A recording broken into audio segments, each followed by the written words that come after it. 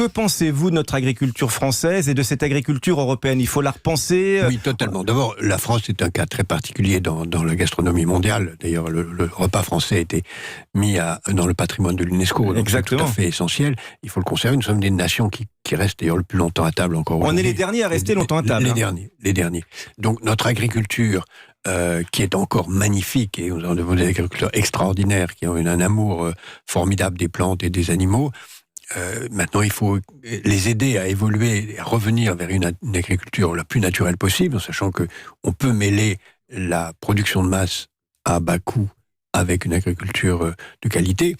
Il faut simplement savoir que nous devrions tous, quel que soit notre niveau de vie, consacrer une part légèrement plus grande de notre pouvoir d'achat. Vous le dites, 10 centimes de plus. Voilà. Si on peut consacrer un peu plus, d'abord, ça permettrait aux paysans de vivre mieux, et ensuite, nous-mêmes, on consommerait mieux, et peut-être qu'on n'utiliserait pas de l'argent, même pour les gens les plus modestes, à des choses moins utiles que bien manger, qui est à la fois, comme vous le dites dans cette émission tous les samedis, un grand plaisir, un art, qui permet à toute une partie de la population de vivre et à maintenir nos territoires. Donc, il faut réformer la politique agricole commune, certainement donner beaucoup moins d'argent aux grands céréaliers, aux productions industrielles, beaucoup plus d'argent aux petits producteurs.